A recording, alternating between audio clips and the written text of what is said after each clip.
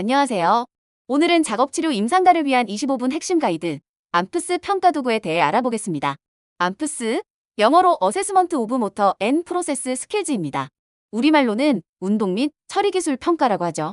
여러분, 아침에 시리얼 한 그릇을 만들어 드신다고 생각해보세요. 단순해 보이는 이 활동에도 실제로는 수십 가지의 작은 동작과 판단이 필요합니다. 찬장에서 시리얼을 꺼내고, 냉장고에서 우유를 가져오고, 그릇에 적당량을 따르고, 숟가락을 챙기는 이 모든 과정 말입니다. 오늘 배울 암프스는 바로 이런 일상 과제를 수행하는 동안 환자의 운동기술과 처리기술이 얼마나 자연스럽고 효과적인지를 평가하는 도구입니다. 운동기술 16개, 처리기술 20개 항목을 실제 일상 사례 중심으로 함께 살펴보겠습니다. 먼저 암프스의 정의부터 살펴보겠습니다. 암프스는 일상생활활동, 즉 ADL과 IADL 수행 중에 관찰을 통해 운동기술과 처리기술의 질을 평가하는 표준화된 도구입니다. 기존의 평가 도구들이 할 수 있냐, 없냐를 묻는다면 암프스는 어떻게 하느냐, 즉 수행의 질에 집중합니다. 같은 시리얼 만들기라도 어떤 분은 5분 만에 깔끔하게 해내고 어떤 분은 우유를 흘리고 시리얼이 바닥에 떨어지면서 15분이 걸릴 수 있죠. 암프스는 바로 이 차이를 정밀하게 측정합니다. 평가 목적은 4가지입니다. 첫째, 수행 시 어려움을 일으키는 요인을 파악합니다. 둘째, 노력 정도, 효율성, 안전성, 자립성의 문제를 확인합니다. 셋째, 작업 기반 중재계획 수립을 유도합니다. 넷째, 지역사회 자립 정도를 예측합니다. 핵심 특징도 4가지입니다. 과제 기반 관찰, 즉 실제 환경에서 의미 있는 과제를 수행하는 동안 평가합니다. 맥락 반영, 즉 개인의 생활환경과 과제 친숙도를 함께 고려합니다. 객관적 점수화, 즉 컴퓨터 프로그램을 통해 로짓 단위로 변환하여 난이도와 평가자의 관험도까지 보정합니다. 마지막으로 기준점에서, 즉 자립생활을 위한 컷오프, 절사점을 제공합니다. 평가 대상은 누구일까요? 바로 2세 이상의 기능적 제한을 지닌 모든 사람입니다. 질환과 진단명에 관계없이 적용할 수 있다는 것이 큰 장점입니다. 뇌졸중 환자, 치매 어르신, 발달장애 아동까지 모두 가능합니다. 주요 과제 예시를 볼까요? 시리얼과 차가운 음료수 1인분 준비하기, 커피 내리기, 차 끓이기, 샌드위치나 라면 같은 간단한 조리, 그리고 의복 관리 및 개인 위생 활동 등이 있습니다. 평가에 필요한 준비물도 살펴보겠습니다. 먼저 과제 수행 공간과 도구, 재료가 필요합니다. 시리얼, 우유, 음료수, 유리컵, 머그잔, 스푼, 스펀지, 걸레, 페이퍼 타월, 쓰레기통, 그리고 부엌 환경이 필요하죠. 일상에서 우리가 흔히 사용하는 물건들이 그대로 평가 도구가 되는 것입니다. 또한 암프스는 평가용지가 필요합니다. 수행을 관찰하면서 운동기술과 처리기술 항목을 채점하는 기록지죠. 마지막으로 점수와 소프트웨어가 필요합니다. 인구 통계 데이터를 입력하고 로짓 점수로 변환해주는 프로그램입니다. 한 가지 중요한 점은 이 평가를 시행하려면 평가자 훈련 인증이 반드시 필요하다는 것입니다. 이제 실제 평가가 어떻게 진행되는지 6단계의 흐름을 따라가 보겠습니다.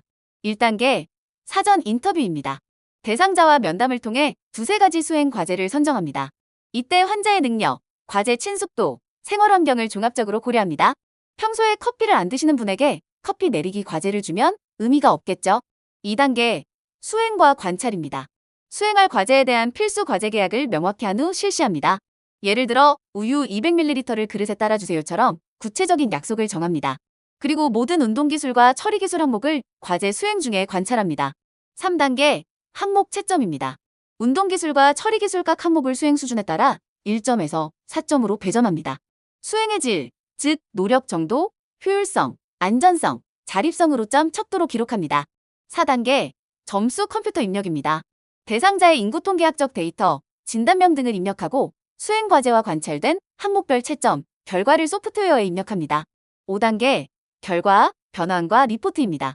컴퓨터 프로그램이 원점수를 능력치, 즉 로짓으로 환산해 줍니다. 이때 평가자의 관험도, 과제 및 항목 난이도까지 모두 고려해서 보정합니다.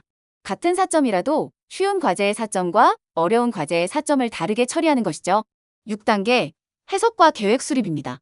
컷오프 값을 참고하여 자립생활 가능성을 예측합니다. 운동기술은 2.0 로짓, 처리기술은 1.0 로짓이 기준입니다. 그리고 로짓 값을 근거로 치료 방향과 작업치료 중재계획을 수립합니다. 이제 운동기술 16개 항목을 자세히 살펴보겠습니다. 운동기술은 크게 4영역으로 나뉘는데 첫 번째는 신체 위치입니다. 관찰 맥락은 시리얼과 우유 준비하기 과제입니다. 신체 위치 영역은 3가지 항목으로 평가합니다. 첫째, 스테빌라이즈, 안정화입니다. 과제 수행 중에 몸통이 흔들리거나 물체에 의지하는 행동이 있는지 확인합니다.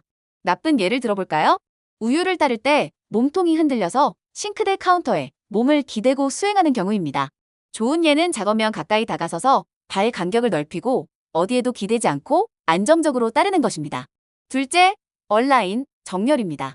과제 수행 중에 몸통과 사지가 올바른 수직, 수평 정렬을 유지하는지 봅니다. 나쁜 예는 선반에 시리얼을 꺼낼 때 몸이 한쪽으로 과도하게 기우는 경우입니다. 좋은 예는 양쪽 어깨와 골반이 평행을 유지하면서 똑바른 자세로 물건을 꺼내는 것입니다. 셋째, 포지션, 위치 잡기입니다. 작업면이나 물체와의 적절한 거리를 확보하는지 확인합니다. 나쁜 예는 그릇이 너무 멀리 있어서 컵을 잡으려고 상체를 과도하게 뻗는 경우입니다. 좋은 예는 발 위치를 조정해서 그릇 앞 적절한 자리로 이동한 후 상체를 중립으로 유지하는 것입니다.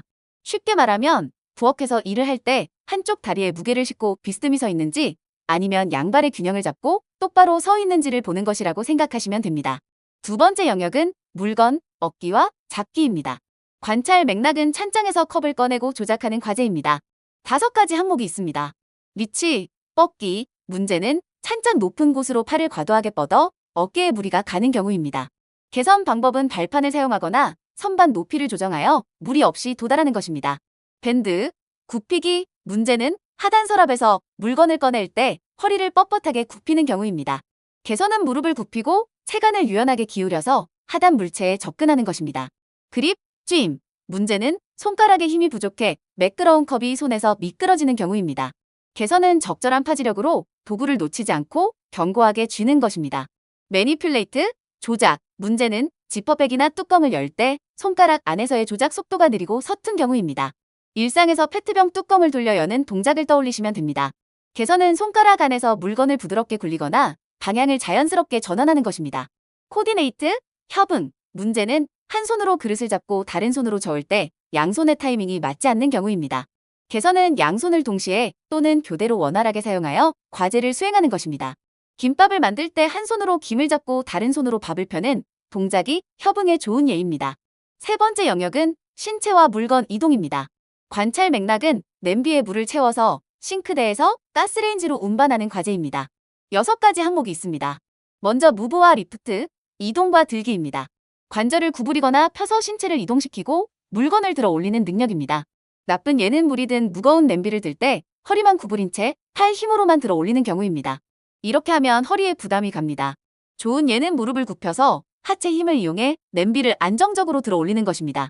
마트에서 무거운 쌀 포대를 옮길 때를 떠올리시면 됩니다.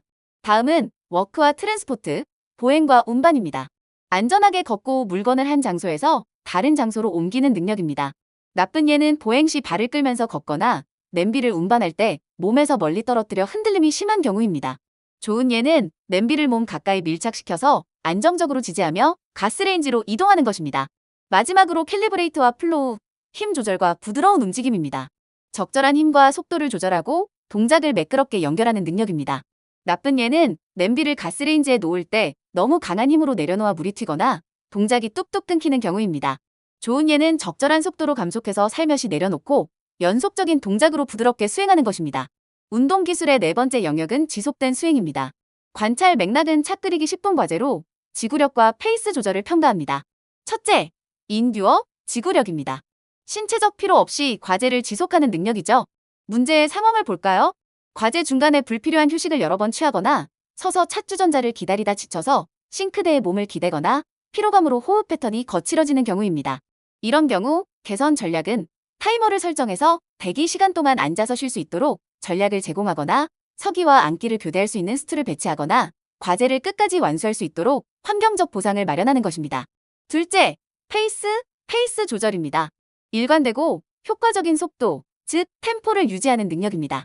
문제 상황은 과제 초반에 무리하게 서둘러 찻잔과 티백을 꺼내고 후반부 찬물 따르기 단계에서는 동작이 현저히 느려지는 경우입니다. 마치 마라톤 초반에 100m 달리기 속도로 뛰다가 중반에 지쳐버리는 것과 같죠? 개선 전략은 과제 시작 전에 순서를 시각화해서 심리적 조급함을 완화시키고 동작 사이에 일정한 리듬을 주어 서두름을 방지하며 처음부터 끝까지 일정하고 효과적인 페이스로 수행하도록 안내하는 것입니다. 이제 처리기술 20개 항목으로 넘어가겠습니다. 처리기술의 첫 번째 영역도 지속된 수행입니다. 다만 이번에는 인지적, 시간적 지속성에 초점을 맞춥니다. 관찰 맥락은 시리얼 과제 중 주의가 분산되는 상황입니다. 4가지 항목이 있습니다. 인듀어와 페이스, 지구력과 속도입니다. 과제를 끝까지 완수할 수 있는 정신적, 육체적 지속력과 일관된 속도 유지를 확인합니다. 나쁜 예는 시리얼을 준비하다가 중간에 지쳐서 한참 동안 멈춰 있거나 초반에 너무 서두르다가 후반에 느려지는 경우입니다. 좋은 예는 처음부터 끝까지 일정한 속도로 불필요한 휴식 없이 과제를 완료하는 것입니다. 어텐드와 히드, 주의와 지시 준수입니다. 방해 요소가 있어도 과제에 집중하는지, 사전에 합의된 과제 계약을 준수하는지 확인합니다. 나쁜 예는 보호자의 대화에 주의가 분산되어 우유를 그릇 밖으로 넘치게 붓거나 약속한 우유량 200ml를 무시하는 경우입니다. 좋은 예는 대화 중에도 시선을 과제에 두고 집중하면서 지시사항을 정확히 따르는 것입니다. 이 항목은 특히 인지장애나 치매 어르신에게서 자주 관찰되는 문제입니다. TV 소리에 정신이 팔려 가스불 위에 냄비를 올린 것을 잊어버리는 상황을 떠올리시면 됩니다. 처리기술의 2번째 영역은 지식 적용입니다. 관찰 맥락은 전자레인지로 음식 데우기 과제로 도구 선택과 사용법 빈지를 평가합니다. 첫 번째 그룹은 추즈와 유즈, 선택과 사용입니다. 적절한 도구를 선택하고 올바른 용법을 적용하는 능력이죠. 문제 상황을 보겠습니다. 전자레인지에 금속 테두리가 있는 머그컵을 선택하는 경우 랩을 씌운 후 구멍을 뚫지 않고 그대로 작동시키는 경우 해동 기능 대신 일반 가열 모드를 사용해서 음식이 익어버리는 경우입니다. 이런 실수는 자칫하면 화재로 이어질 수도 있죠. 개선 전략은 전자레인지 사용 가능, 용기 라벨을 확인하는 습관을 들이기, 전자레인지 조작 패널에 주요 기능별로 직관적인 색상 스티커 부착하기, 안전한 도구 사용법에 대한 체크리스트 제공하고 반복 연습하기 등입니다. 2번째 그룹은 핸들과 인콰이어, 취급과 질문입니다. 안전한 취급과 필요한 정보 탐색 능력입니다. 문제 상황은 뜨거운 용기를 맨손으로 꺼내려다 떨어뜨릴 뻔하거나 조작법을 모르는 낯선 전자레인지인데도 무작정 버튼을 누르거나 설명서를 보거나 타인에게 질문하지 않고 임의로 진행하는 경우입니다. 개선 전략은 항상 오븐 장갑을 눈에 띄는 곳에 비치하여 안전한 취급을 유도하고 모르는 상황이 발생하면 즉시 질문하도록 구두 지시와 격려를 제공하며 작업 중 막히는 부분을 인식하고 능동적으로 정보를 찾는 훈련을 하는 것입니다. 처리 기술의 3번째 영역은 시간적 구성입니다.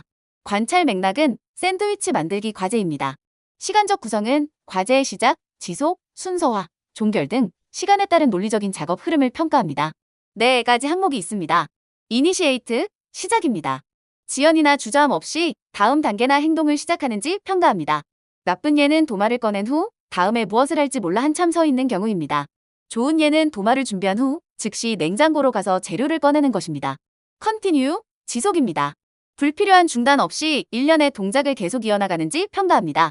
나쁜 예는 빵에 잼을 바르다 말고 창밖을 보며 중간에 행동을 멈추는 경우입니다. 좋은 예는 잼 바르기 동작을 멈춤 없이 끝까지 부드럽게 완료하는 것입니다. 시퀀스, 순서화입니다. 논리적이고 효과적인 순서로 과제 단계를 배열하는지 평가합니다. 나쁜 예는 재료를 모으기 전에 빵에 소스부터 바르려고 하는 경우입니다. 순서가 거꾸로 된 것이죠. 좋은 예는 재료 준비, 빵 자르기, 소스 바르기, 재료 올리기, 마무리 순서로 논리적으로 진행하는 것입니다. 터미네이트, 종결입니다. 적절한 시점에 단일 행동이나 전체 과제를 멈추고 끝내는지 평가합니다. 나쁜 예는 충분히 썰었는데도 계속해서 토마토를 잘게 다지는 경우입니다. 마치 멈춤 버튼을 누르지 못하는 것처럼요. 좋은 예는 필요한 양만큼 자른 후 칼을 내려놓고 다음 단계로 넘어가는 것입니다. 처리 기술의 4번째 영역은 공간과 물건 구성입니다. 5가지 항목이 있습니다. 서치 또는 로케이트, 찾기입니다. 필요한 도구와 재료의 위치를 시각적으로 찾는 능력입니다. 나쁜 예는 소금통이 눈앞에 있는데도 한참을 두리번거리는 경우입니다. 인지장애나 시지각 문제가 있을 때 자주 보입니다. 좋은 예는 냉장고를 열고 즉시 원하는 소스를 찾아내는 것입니다. 겟업, 모으기입니다. 관련된 도구와 재료를 한 번에 작업 영역으로 모으는 능력입니다. 나쁜 예는 냉장고에서 계란을 꺼내고 다시 가서 우유를 꺼내고 또다시 가서 치즈를 꺼내는 식으로 반복 이동하는 경우입니다. 좋은 예는 트레이를 활용해서 필요한 모든 식재료를 한 번에 운반하는 것입니다. 효율성이 크게 차이 나죠. 오거나이즈, 배치하기입니다. 작업 공간 내에서 물건을 효율적으로 정돈하는 능력입니다. 나쁜 예는 도마 위에 껍질과 식재료를 무질서하게 섞어두는 경우입니다. 좋은 예는 칼질할 공간을 확보하고 썰어둔 재료는 따로 그릇에 담아두는 것입니다. 리스토어, 원위치하기입니다. 사용한 물건을 원래 있던 적절한 장소로 되돌리는 능력입니다. 나쁜 예는 사용한 우유팩을 뚜껑도 닫지 않고 식탁에 방치하는 경우입니다. 좋은 예는 사용이 끝난 소스통을 즉시 찬장에 다시 넣는 것입니다. 내비게이트, 동선 이동입니다. 작업 공간 내에서 장애물을 피하면서 원활하게 이동하는 능력입니다. 나쁜 예는 이동 중에 열려있는 서랍이나 의자에 부딪히는 경우입니다. 좋은 예는 좁은 공간에서도 가구와 부딪히지 않고 부드럽게 이동하는 것입니다. 처리 기술의 마지막 5번째 영역은 적응 수행입니다. 문제의 상황에 어떻게 대응하느냐를 평가하는 매우 중요한 영역입니다. 4가지 항목이 있습니다. 먼저 노티스 또는 리스폰드, 문제 인지와 대응입니다. 그리고 어저스트, 조정입니다. 이 둘은 함께 평가됩니다. 상황을 가정해 볼까요? 가스레인지에서 냄비에 물이 끓어 넘치는 상황입니다. 나쁜 예는 물이 끓어 넘치는데도 즉각 알아채지 못하거나 넘치는 것을 보고도 불을 끄지 않고 당황만 하는 경우입니다. 좋은 예는 소리나 시각적 단서로 물 넘침을 즉시 인지하고 가스 밸브를 신속히 잠그고 냄비를 안전한 곳으로 옮기는 것입니다. 다음은 어커머데이트, 보완과 베네핏, 반복 오류 방지입니다. 나쁜 예는 문제가 발생한 후에도 수행 방식을 바꾸지 않거나 다시 똑같은 강한 불로 끓여서 또 넘치게 하는 경우입니다. 같은 실수를 반복하는 것이죠. 좋은 예는 더 큰 냄비로 교체하거나 뚜껑을 비스듬히 덮는 방식으로 보완하는 것입니다. 그리고 불조절주의라는 메모를 붙이거나 조리 중에 자리를 비우지 않는 습관을 형성해서 같은 오류가 다시 발생하지 않도록 하는 것입니다. 이 적응 수행 영역은 일상생활에서 정말 중요합니다. 누구나 실수를 할 수 있지만 그 실수에서 배우고 다음에 같은 상황이 왔을 때 더 잘 대처하는 것이 진정한 자립의 핵심이기 때문입니다. 이제 가장 중요한 점수화와 해석 부분입니다. 암프스의 점수화는 3단계로 진행됩니다. 1단계, 관찰 채점입니다. 1점에서 4점까지 매깁니다. 4점은 컴피턴트, 즉 유능하게 수행한 경우입니다. 3점은 퀘스천어블, 즉 의심스러운 수행으로 약간의 비효율이 있는 경우입니다. 2점은 이니펙티브, 즉 비효과적인 수행으로 명확한 문제가 보이는 경우입니다. 1점은 데피싯, 즉 결함이 있는 수행으로 안전 또는 자립성에 중대한 영향을 주는 경우입니다. 2단계, 로직 변환입니다. 원점수를 선형 능력치로 보정하는 단계입니다. 컴퓨터 소프트웨어가 평가자의 관험도, 과제의 난이도, 항목의 난이도까지 모두 고려해서 보정해줍니다. 그래서 객관적이고 공정한 점수가 나오는 것이죠. 3단계, 컷오프와 리포트 읽기입니다. 자립생활을 위한 컷오프 값이 제시됩니다. 운동기술은 2.0 로짓 이상, 처리기술은 1.0 로짓 이상이 자립 가능 수준입니다. 쉽게 말하면 운동기술 점수가 2.0 미만이면 신체적 도움이 필요하고 처리기술 점수가 1.0 미만이면 인지적 또는 감독 도움이 필요하다는 뜻입니다. 이 컷오프 값은 환자가 퇴원 후 혼자 살 수 있을지를 예측하는 매우 중요한 기준이 됩니다. 마지막으로 평가 결과를 어떻게 치료에 적용하는지 살펴보겠습니다. 치료 계획의 방향은 크게 3가지입니다. 첫째, 기능 회복 훈련입니다. 지구력, 협응, 힘 조절 같은 기본 기능을 회복시키는 훈련이죠. 예를 들면 5분 서서 작업하기부터 시작해서 점차 시간을 늘려가는 식입니다. 둘째, 환경 및 과제 조정입니다. 작업면 높이를 조절하거나 도구를 더 쉬운 것으로 바꾸는 등 환경을 환자에게 맞게 수정하는 것입니다.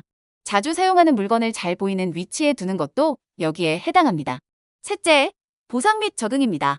보조도구를 적용하거나 새로운 수행 방식을 가르치는 것이죠.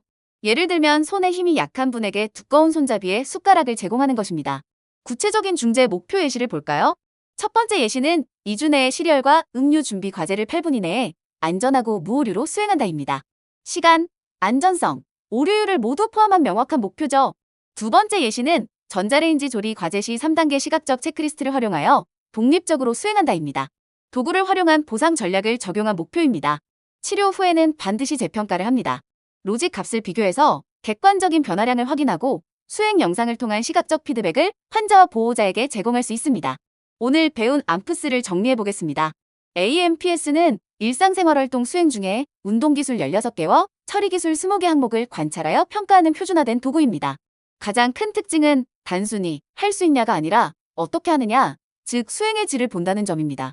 노력, 효율성, 안전성, 자립성 이 4가지를 모두 평가합니다. 운동기술은 신체 위치, 물건 얻기와 잡기, 신체와 물건 이동, 지속된 수행 내 영역으로 구성됩니다. 처리기술은 지속된 수행, 지식 적용, 시간적 구성, 공간과 물건 구성, 적응 수행 5영역으로 구성됩니다. 자립생활 컷오프는 운동기술 2.0 로짓, 처리기술 1.0 로짓입니다. 이 숫자 꼭 기억하세요. 시리얼 한 그릇을 만드는 단순한 일상 속에 환자의 모든 능력이 담겨 있습니다. 암프스는 그 작은 동작 하나하나를 정밀하게 관찰하여 환자가 다시 자기 삶의 주인공으로 돌아갈 수 있도록 돕는 강력한 도구입니다. 시청해주셔서 감사합니다.